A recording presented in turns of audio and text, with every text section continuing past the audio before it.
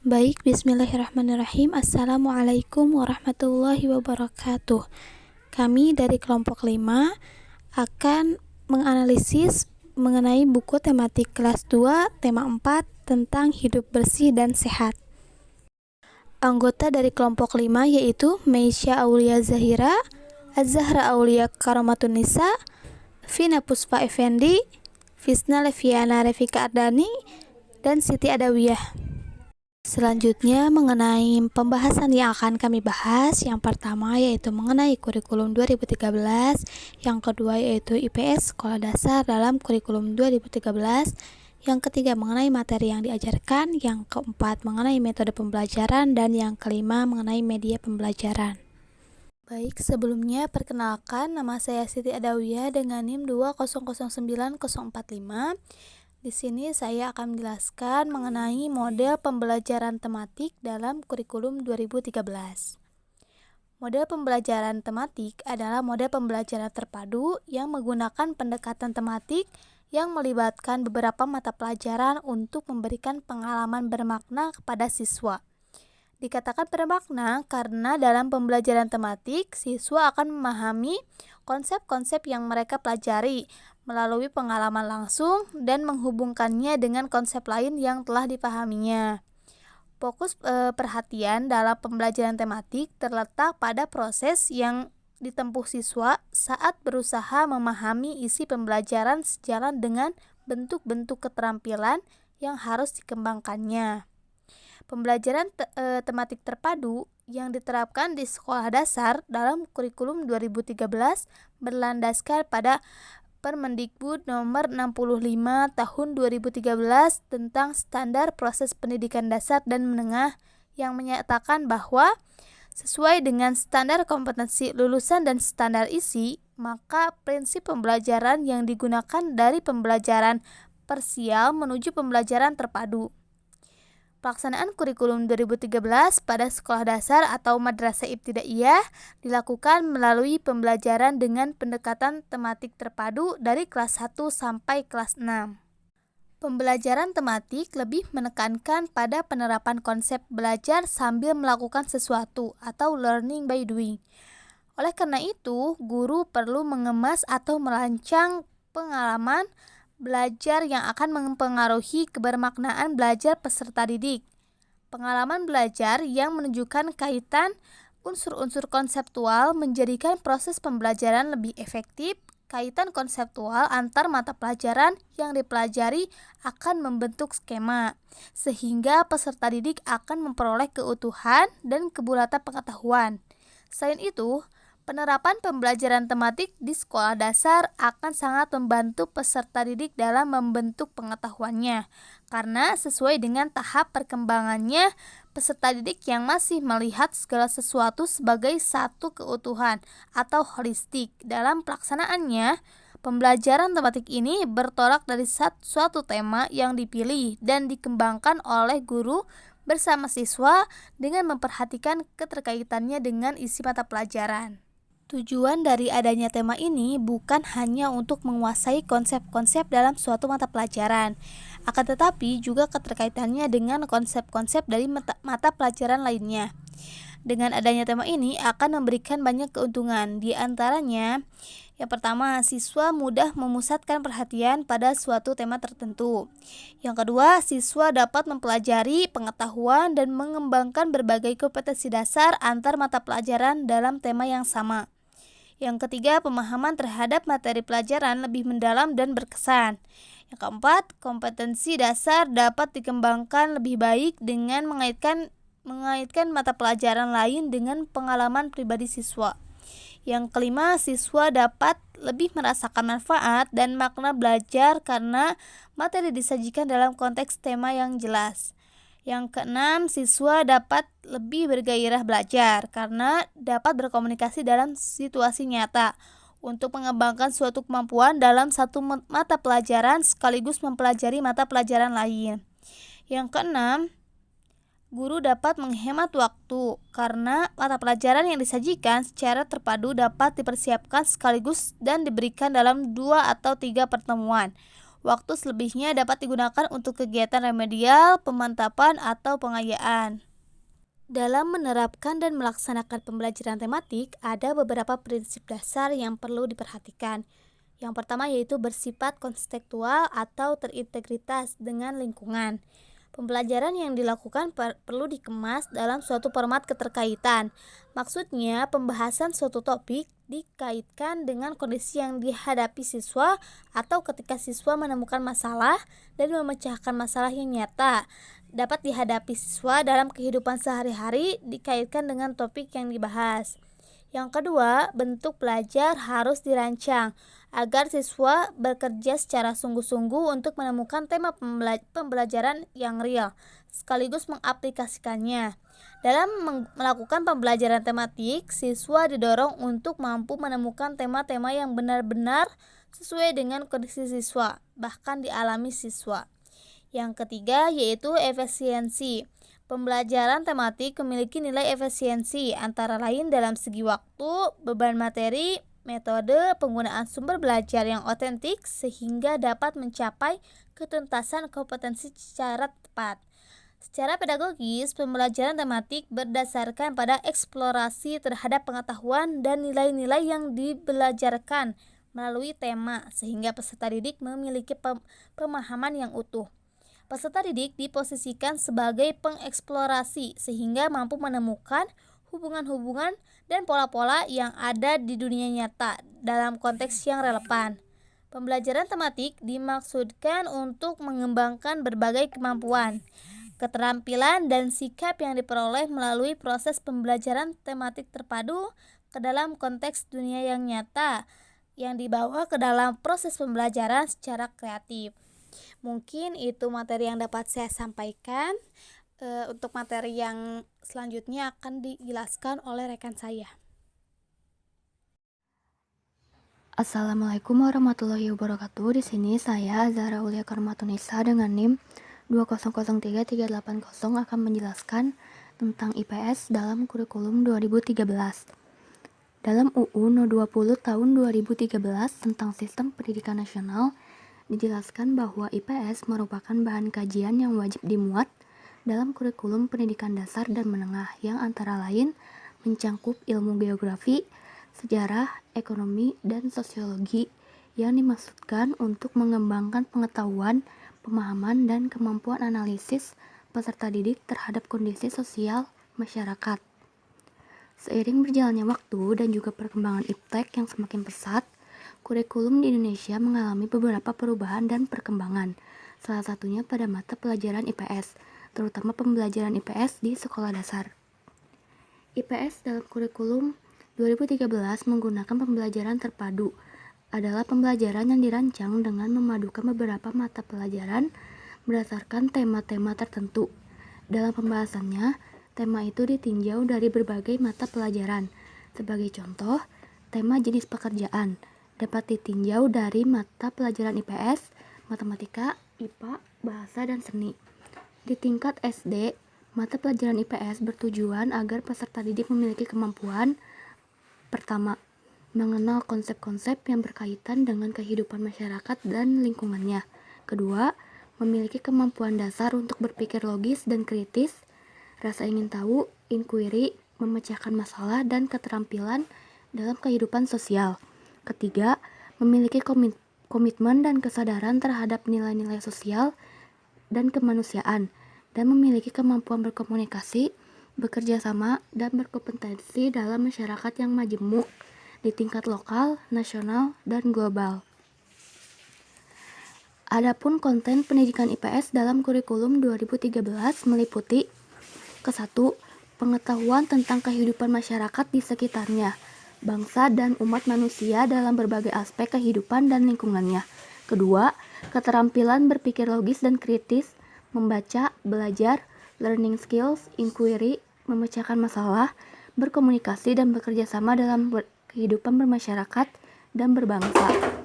Nilai yang ketiga, ada nilai-nilai kejujuran, kerja keras, sosial budaya, kebangsaan, cinta damai, dan kemanusiaan serta kepribadian yang didasarkan pada nilai-nilai tersebut. Yang keempat, sikap, rasa ingin tahu, mandiri, menghargai prestasi, kompetitif, kreatif, dan inovatif, serta bertanggung jawab. Ketercapaian tujuan mata pelajaran IPS didukung oleh proses pembelajaran yang dirancang dalam kurikulum 2013 dan berlaku juga untuk IPS. Ada dua hal dalam pembelajaran IPS, yaitu pendekatan pengembangan materi ajar yang selalu dikaitkan dengan lingkungan masyarakat di satuan pendidikan dan model pembelajaran yang dikenal dengan istilah pendidikan saintifik. Dalam pendidikan saintifik, dikenal ada 5 langkah peristiwa pembelajaran. Kelima langkah tersebut adalah: pertama, mengamati; kedua, menanya; ketiga, mengumpulkan informasi; keempat, mengasosiasikan atau mengolah informasi; dan yang kelima, mengkomunikasikan. Sekian yang dapat saya sampaikan. Mohon maaf bila ada kesalahan. Selanjutnya akan dilanjutkan oleh rekan saya. Terima kasih. Perkenalkan, nama saya Fisna Leviana Revika Adhani dengan NIM 2007930. Selanjutnya saya akan menjelaskan mengenai materi pembelajaran buku tematik kelas 2 tema 4. Kompetensi inti dari buku tematik kelas 2 tema 4 ini, yang pertama, menerima dan menjalankan ajaran agama yang dianutnya. Yang kedua, memiliki perilaku jujur, disiplin, bertanggung jawab, santun, peduli, dan percaya diri dalam berinteraksi dengan keluarga, teman, dan guru. Yang ketiga, memahami pengetahuan faktual dengan cara mengamati, mendengar, melihat, membaca, dan menanya, berdasarkan rasa ingin tahu tentang dirinya, makhluk ciptaan Tuhan dan kegiatannya, dan benda-benda yang dijumpainya di rumah dan di sekolah-sekolah. Yang terakhir, menyajikan pengetahuan faktual dalam bahasa yang jelas dan logis, sistematis dalam karya yang estetis, dalam pergerakan yang mencerminkan anak sehat, dan dalam tindakan yang mencerminkan perilaku anak beriman dan berakhlak mulia. Yang selanjutnya, karakter siswa yang diharapkan yaitu religius, nasionalis, mandiri, gotong royong, dan integritas. Yang selanjutnya, subtema 1, hidup bersih dan sehat di rumah. Di dalam subtema 1 yang akan dibahas mengenai aturan yang berlaku dalam kehidupan sehari-hari di rumah, cerita tentang aktivitas fisik di rumah, pada buku tema pembelajaran tersebut masuk ke dalam sub bahasa Indonesia. Setelah dianalisis, hal tersebut masuk ke dalam rumpun IPS, khususnya sosiologi, yang diimplementasikan dalam kegiatan sosial yang berbentuk interaksi dengan sesama. Pada subtema 1 ini, terdapat 6 pembelajaran. Yang pertama, ada pembelajaran 1 dengan materi pembelajaran aturan yang berlaku dalam kehidupan sehari-hari di rumah, menyanyikan lagu, mencuci tangan dengan benar, sudut dan sisi bangun segi 4. Untuk pembelajaran kedua, materi pembelajarannya mencakup perilaku yang sesuai dan tidak sesuai dengan aturan yang berlaku dalam kehidupan sehari-hari di rumah, gerakan dasar bertumpu pada tangan dan lengan, gerakan dasar bergantung, dan cerita tentang aktivitas fisik di rumah. Untuk pembelajaran ketiga, materi pembelajarannya mencakup gerakan permainan tapak gunung, bentuk bangun dari permainan tapak gunung, sudut dan sisi dari bangun yang berbentuk dari permainan tapak gunung, dan yang terakhir, menuliskan cerita berdasarkan pengalaman. Untuk pembelajaran keempat, materi pembelajarannya mencakup titik sudut dan sisi bangun ruang, cara mencuci gayung, bentuk sisi bangun ruang, dan yang terakhir, cerita tentang cara membersihkan kamar mandi. Untuk pembelajaran kelima, materi pembelajaran mencakup gerakan dasar kapal, terbang, berdiri satu kaki, gerakan dasar menalak, dan aktivitas dari tidak mencuci tangan dan kaki ketika dari aktivitas fisik. Untuk pembelajaran 6, pada subtema 1, materi pembelajarannya mencakup gambar sisi bangun ruang, sudut dan sisi bangun datar, membuat kreasi tempat tisu dari kertas karton, dan membuat jadwal kegiatan. Selanjutnya subtema 2 mengenai hidup bersih dan sehat di sekolah. Di dalam subtema 2 yang akan dibahas mengenai aturan yang berlaku dalam kehidupan sehari-hari di sekolah, tata tertib sekolah, kegiatan yang sesuai dan tidak sesuai, contoh kegiatan yang sesuai aturan yang berlaku di sekolah. Pada buku tema, pembelajaran tersebut masuk ke dalam sub PPKN. Setelah dianalisis, hal tersebut masuk ke dalam rumpun IPS, khususnya sosiologi, yang diimplementasikan dalam kegiatan sosial berbentuk aturan-aturan atau norma-norma yang berlaku di masyarakat. Pada subtema 2, pembelajarannya juga mencakup 6 pembelajaran. Untuk pembelajaran pertama, terdapat materi pembelajaran peraturan yang berlaku dalam kehidupan sehari-hari di sekolah, unsur-unsur bangun ruang, cerita narasi tentang merawat kuku, telinga, gigi, dan rambut. Pembelajaran 2, materi pembelajarannya mencakup cara membersihkan kelas, cara membersihkan lemari, tata tertib sekolah, kegiatan yang sesuai dan tidak sesuai dengan peraturan sekolah, dan pembelajaran ketiga, materi pembelajarannya mencakup gerakan berkebun, budaya makan buah dan sayur, menyanyikan lagu, dan cerita tentang kunjungan ke kebun sekolah. Pembelajaran keempat, materi pembelajaran mencakup perilaku yang sesuai dan tidak sesuai dengan lingkungan, membuat slogan, kreasi menggambar kotak sampah di kelas. Pembelajaran 5, materi pembelajarannya mencakup senam kesegaran jasmani, gerakan pemanasan dan pendinginan pada senam, dan yang terakhir contoh kegiatan yang sesuai dengan aturan yang berlaku di sekolah. Untuk pembelajaran keenamnya, materi pembelajaran yang mencakup yaitu gerakan bekerja, kreasi bangun dari sedotan, membuat jadwal kegiatan, dan cerita tentang kegiatan pemeriksa kesehatan. Selanjutnya subtema 3, hidup bersih dan sehat di tempat bermain.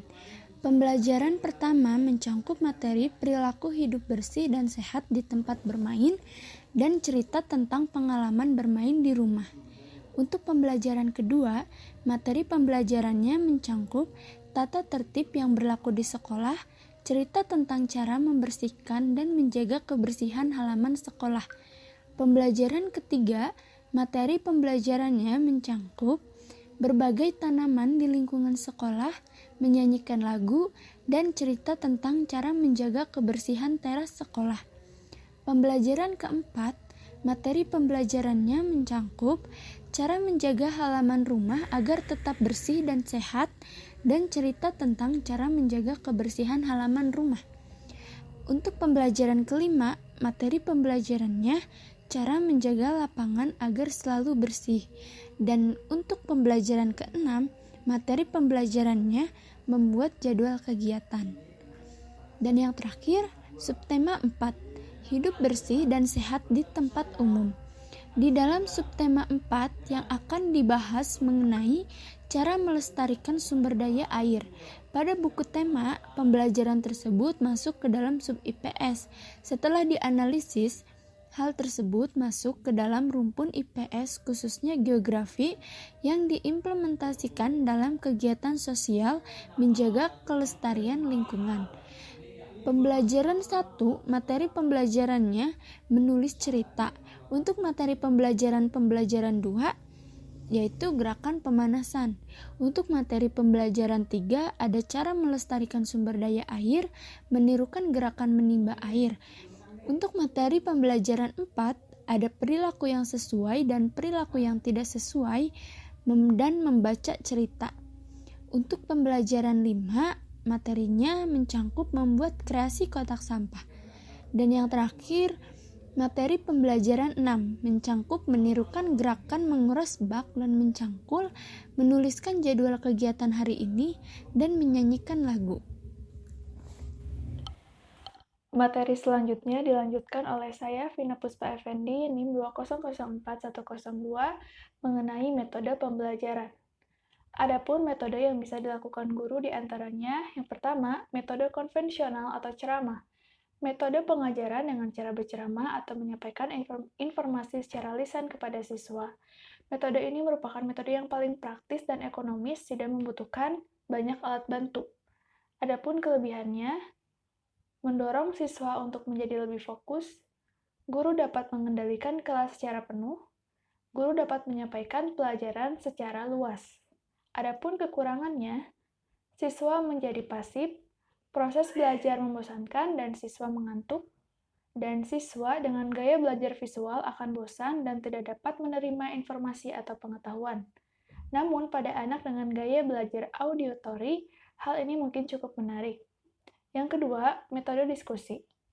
Metode diskusi merupakan metode pengajaran yang erat hubungannya dengan belajar pemecahan masalah.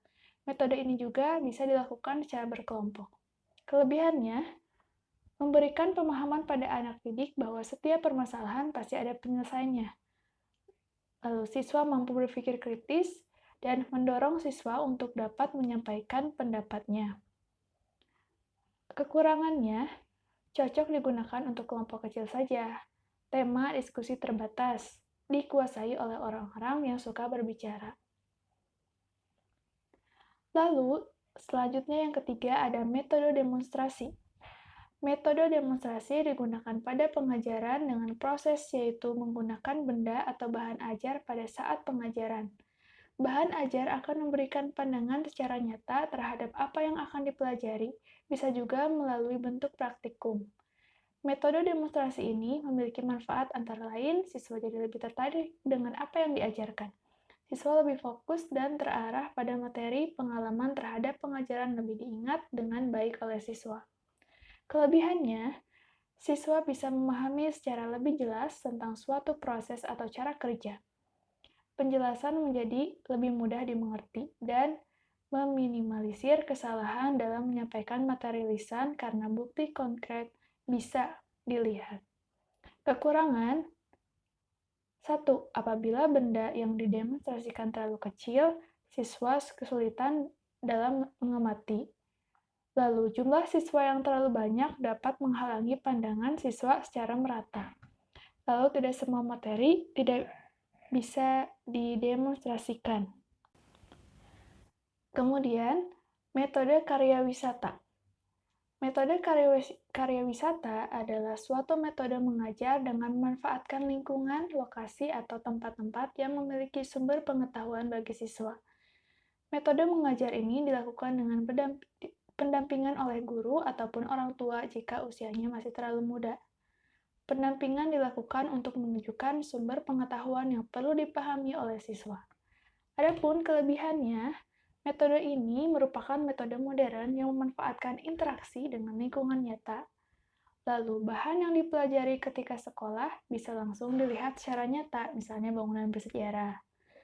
Lalu, pengajaran dengan metode ini bisa merangsang siswa untuk lebih kreatif. Dan metode pengajaran ini sangat menyenangkan dan tidak jenuh. Adapun kekurangannya, memerlukan perencanaan yang matang, memerlukan persiapan yang disetujui oleh banyak pihak.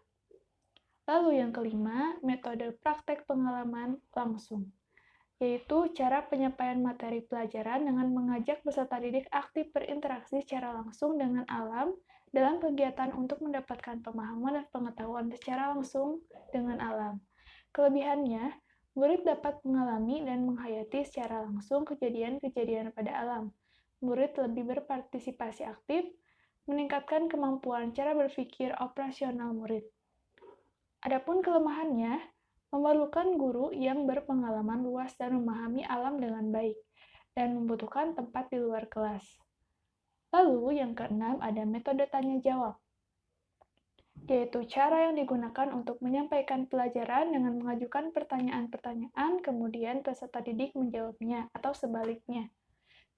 Kelebihannya, pertanyaan dapat menarik dan memusatkan perhatian peserta didik, merangsang peserta didik untuk mengembangkan cara berpikir termasuk ingatan, lalu merangsang peserta didik untuk berani dan aktif dalam mengemukakan pendapat.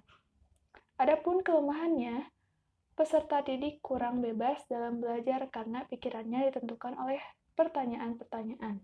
Dan beberapa peserta didik dapat cenderung kurang aktif dan kurang dapat menangkap materi yang dimaksud. Jadi, metode pembelajaran yang efektif memiliki keterkaitannya dengan tingkat pemahaman guru terhadap perkembangan kondisi siswa-siswanya di kelas. Untuk itu, seorang guru diharapkan mampu mengembangkan kreativitas guru untuk menerapkan dan mengembangkan berbagai macam bentuk metode pembelajaran, sehingga dapat meningkatkan kemampuan berpikir, daya analisis, dan hasil belajar siswa di sekolah. Sekian dari saya. Materi selanjutnya akan dilanjutkan oleh rekan saya. Terima kasih. Halo, Assalamualaikum warahmatullahi wabarakatuh. Saya akan melanjutkan penjelasan tentang media pembelajaran. Nah, media apa tuh? Yaitu media serba aneka. Media serba aneka merupakan salah satu media yang disesuaikan dengan potensi di suatu daerah. Salah satu yang sering digunakan oleh masyarakat di Indonesia ialah media papan tulis, 3 dimensi, dan berbagai sumber lainnya. Selain itu, media serba aneka juga dapat dilakukan dengan menggunakan aneka benda yang dapat digunakan untuk menunjang proses belajar mengajar. Metode pembelajaran ini dapat menarik minat siswa untuk belajar apabila memanfaatkan berbagai macam fasilitas yang ada. Salah satu contoh lainnya ialah mengajak siswa untuk mengunjungi tempat-tempat yang berkaitan dengan fokus mata pelajaran, serta bisa melakukan kegiatan kebersihan kelas di sekolah. Sehingga hal ini dinilai efektif untuk membuat siswa tidak bosan saat melakukan proses pembelajaran mengajar. Terima kasih. Wassalamualaikum warahmatullahi wabarakatuh. Mungkin cukup sekian dari kami. Mohon maaf apabila ada salah dalam penyampaiannya. Wassalamualaikum warahmatullahi wabarakatuh.